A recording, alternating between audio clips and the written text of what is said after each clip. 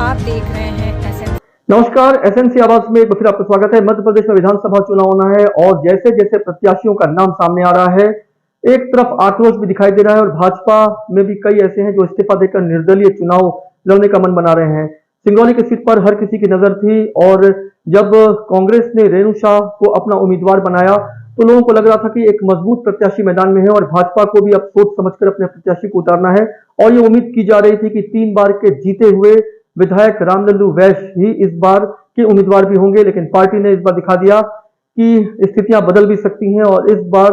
रामनिवास शाह को भाजपा का सिंगरौली विधानसभा का प्रत्याशी बनाया गया है। पहले तो ऐसा लग रहा था कि खुद रामलल्लू वैश्य जो 3 बार जीत चुके हैं वो इस बार सब्र करेंगे और पार्टी के साथ खड़े होकर वो इस जीत का हिस्सा बनेंगे, लेकिन अब ये जानकारी मिल रही है कि वो इस्तीफा देने का मन बना रहे हैं और वो निर्दलीय भी चुनाव लड़ सकते हैं या किस पार्टी का दामन थामेंगे ये तो देखने की बात है। लेकिन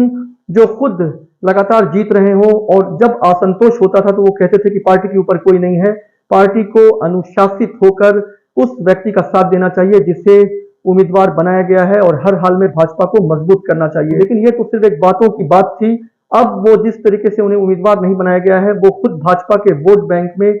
किस तरह से सेधमारी करते हैं, उसे कितना प्रभावित करते हैं, अपना कितना वर्चस्व दिखाते हैं, ये आने वाले समय में पता चल जाएगा। लेकिन जिस तरह से उनका विरोध और आक्रोश दिखाई दे रहा है, ठीक उसी तरह से सीधी में केदारनाथ शुक्ला भी पार्टी से अलग होकर निर्दलीय चुनाव लड़ने का मन बना रहे हैं और कांग्रेस में भी कहीं ना कहीं विरोध दिखाई दे रहा है। सिंगरौली में जिस तरह से कांग्रेस ने रेणु शाह को टिकट दिया है और भाजपा से रामनिवास शाह को टिकट मिला है, तो ऐसा भी कहा जा रहा है कि एक ही कम्युनिटी के वोट अगर बढ़ते हैं तो इसका फायदा किसी तीसरे को भी हो सकता है। लेकिन दोनों ही जो प्रत्याशी हैं वो मजबूत हैं, पार्टी ने उन पर विश्वास जताया है। अब देखना यह है कि जनता की उम्मीदों पर वो कितने खरे उतरते हैं या जनता किसी तीसरे को जिताने का मन बना ली है और खुद 3 बार के जीते हुए विधायक रामलल्लू वैश्य चीजों को कितना प्रभावित करते हैं। हालांकि अभी उन्होंने साफ तौर पर यह कहा है कि वो पार्टी से इसलिए अपने आप को अलग करना चाहते हैं, इस्तीफा देना चाहते हैं कि अगर पार्टी में यहाँ पर हार होती है तो ये कहा जाएगा कि कहीं ना कहीं वो इसके लिए जिम्मेदार हैं और ऐसे में उन्हें पार्टी से अलग होना चाहिए। लेकिन कहीं ना कहीं एक महत्वाकांक्षा है कि 3 बार का जीता हुआ विधायक कैसे अपने आप को बैकफुट में ला सकता है और यही वजह है कि वो फिर से एक बार निर्दलीय या किसी पार्टी का दामन थामकर चुनाव लड़ने की तैयारी कर रहे हैं। उनका भी एक विरोध दिखाई दे रहा है,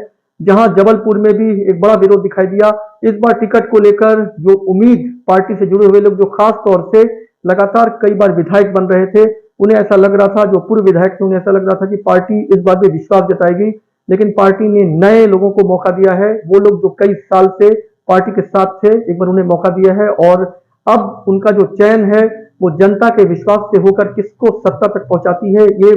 मुकाबला बड़ा दिलचस्प होगा। और सिंगरौली में खास तौर से आम आदमी पार्टी जो एक सरप्राइज रिजल्ट भी दे सकती है, उसकी बातें तो हो रही हैं, लेकिन जो सबसे ज्यादा बात हो रही है वो कांग्रेस के जो प्रत्याशी हैं रेणु शाह और खुद अब जब रामनिवास शाह मैदान में है तो जनता एक अलग तरह का अगर कम्युनिटी वोट पर ध्यान देती है तो क्या इसका फायदा किसी तीसरे को हो सकता है। और चंदे विश्वकर्मा जो निर्दलीय चुनाव लड़ने का मन बनाए हुए हैं, वो भाजपा से जुड़े हुए हैं, वो कितने वोट को प्रभावित करते हैं और अगर किसी तीसरे को फायदा हो सकता है तो वो तीसरा सिकंदर कौन होगा, इस पर भी लोगों की नजर है। लेकिन जिस तरह से कांग्रेस की रेणु शाह मैदान में है, उनका एक अनुभव है, महापौर रही हैं और अब विधायक जैसी स्थिति में क्या वो जनता के लिए खड़ी उतरती हैं और जनता का विश्वास उन्हें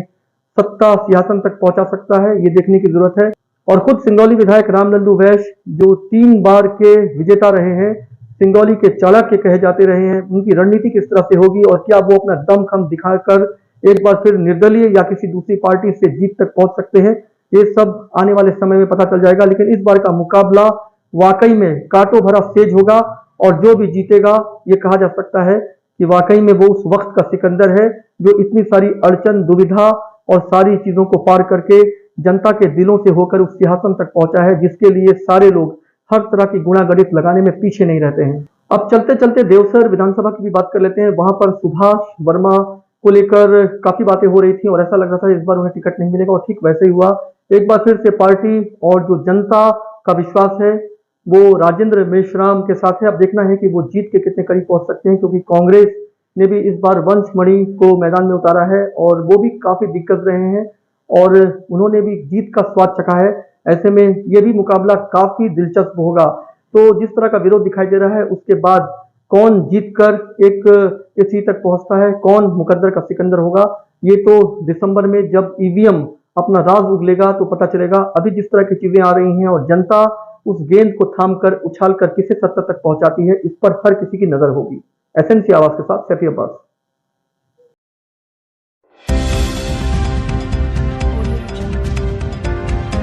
आप देख रहे हैं एसएनसी आवाज सैफी अब्बास के साथ।